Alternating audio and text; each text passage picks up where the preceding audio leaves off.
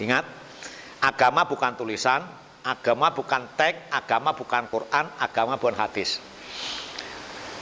Ayat-ayat Al-Quran adalah panduan untuk menuju agama.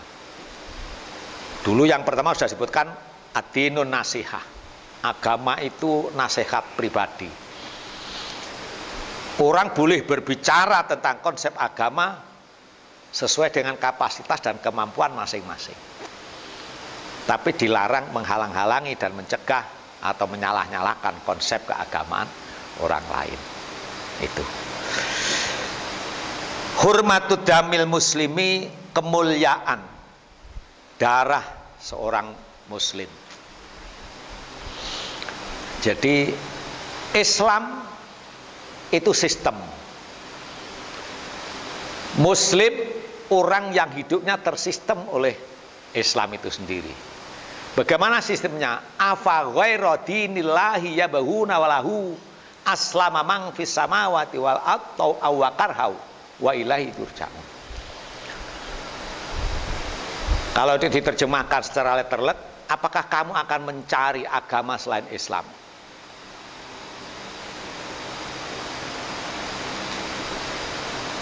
Dan kepadanya kamu berserah diri.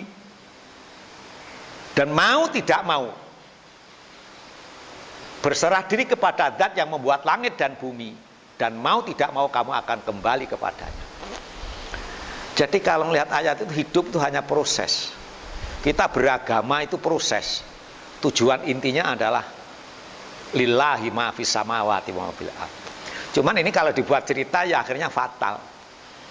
Sama dengan wabah corona ini, kemudian kita hanya iman kepada Allah, kita tidak percaya pada penyakit karena itu juga makhluk Allah, fatal jadinya. Walaupun kalau kita juga percaya kepada Allah sebenarnya, atau percaya kepada sistem corona ini, apakah corona itu benar apa tidak juga tidak bisa dibuktikan kan. Inilah. Tapi nanti ada kaitannya. An Ibni Mas'udin, dari Ibni Mas'ud radhiyallahu an, Abdullah namanya, Abdullah bin Mas'ud. Jadi Qala Rasulullah sallallahu alaihi wasallam, la yahillu damu mri'in, tidak halal darahnya seseorang muslimin yang beragama Islam. Ini sudah mengecualikan orang yang tidak Islam. Lah nanti apa kemudian dibalik? Kalau begitu darah orang non muslim halal kan gitu. Sekarang kan yang terjadi itu. Sehingga kalau ada pemimpin non muslim rame-rame digerpol sudah itu. Nah gitu. Karena darahnya halal. Ini fatal kalau memahami agama seperti itu, jadinya fatal. Kita tidak akan pernah dapat surga di dunia ini. Karena apa? Perang terus. Siapa orang yang muslim itu? Yasyhadu alla ilaha illallah, yang telah mengatakan atau bersaksi bahwa tidak ada ilah, tidak ada Tuhan selain Allah. Kita syahadat saja cukup sudah. Itu sudah orang yang mulia di hadapan Allah Subhanahu wa taala. Jadi kalau di wilayah kita itu semua muslim umpamanya. Cuman bedanya kekuatan sholatnya, kekuatan ibadahnya, kekuatan berbeda-beda. Itu tidak menjadi ukuran untuk saling menghinakan. Karena yang mengikat yang paling utama adalah sama-sama syahadat. Titik. Aliran yang sekarang aliran macam-macam ini dan itu sudah tidak menjadi pertimbangan.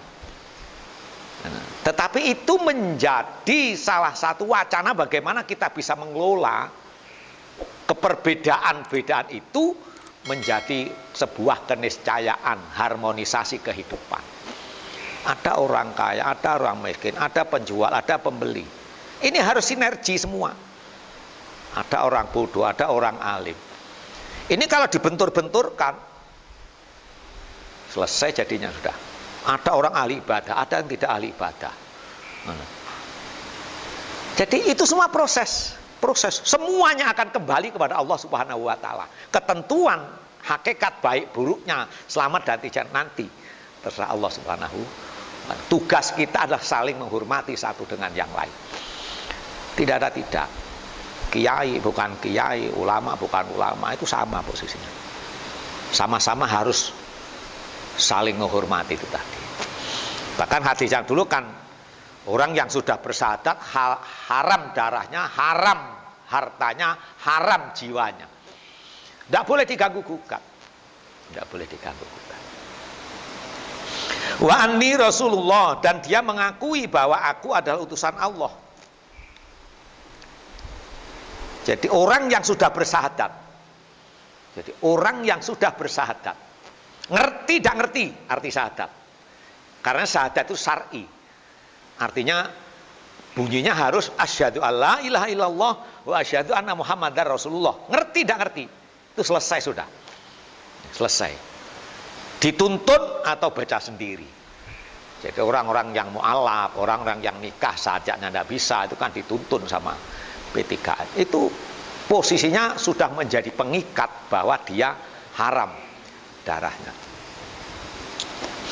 Illa bi'idha salasin, kecuali dia menjadi halal darahnya itu dengan salah satu 3 hal yang menempel pada orang Islam itu.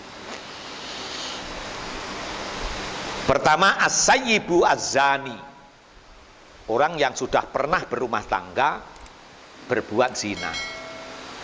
Nah, jadi orang yang selingkuh itu halal darahnya. Hukum pertama begitu hukumnya. Orang yang selingkuh, orang berumah tangga halal darahnya. Nanti pertanyaannya, siapa yang berhak mengalirkan darah orang itu? Gitu. Jadi makanya persyaratan dalam ilmu fikih menuduh orang berzina itu harus saksinya jelas. 2 orang saksi melihat, bukan katanya. Jadi ada laki-laki orang tua sudah berumah tangga di rumah perempuan lain yang juga sudah berumah tangga. Ditutup pintunya, kemudian kita tidak tahu apa di dalam, kemudian kita menuduh zina. Itu yang harus diranjam, yang menuduh. Nah itu. Kenapa? Ada syahadat itu tadi masalahnya. Dan kemudian mengatakan, wow, kamu tasir berzina, harus tahu. Telanjang, udah tahu gerakannya, itu harus tahu persis saksi itu. Kalau enggak boleh. Oh jelas itu menyimpulkan sendiri, makanya gitu. Kita kan sering menyimpulkan sendiri kelakuan seseorang tanpa harus tabayun, tanpa harus dijelaskan. Wah itu dia berzina, kenapa? Ya masa tadi malam tidur di rumahnya janda itu, makanya gitu. Nah itu. Nah, menuduh itu justru dia yang nanti ada hukum fikih harus diambil sumpah. Kalau yang di rumah itu berani bersumpah dia tidak berbuat zina, maka yang menuduh itu yang harus dihukum. Nah pertanyaannya, siapa yang berhak menghukum? Kan begitu. Ini masalah syariat. Negara kita bukan negara agama. Makanya di Aceh menyelenggarakan syariat Islam juga tidak sempurna. Kenapa? Sistemnya sudah tidak. Nanti Indonesia akan jadi negara khilafah. Tidak akan jadi. Tidak akan jadi. Kenapa? Negara kita sulit dibentuk menjadi negara agama, itu sulit.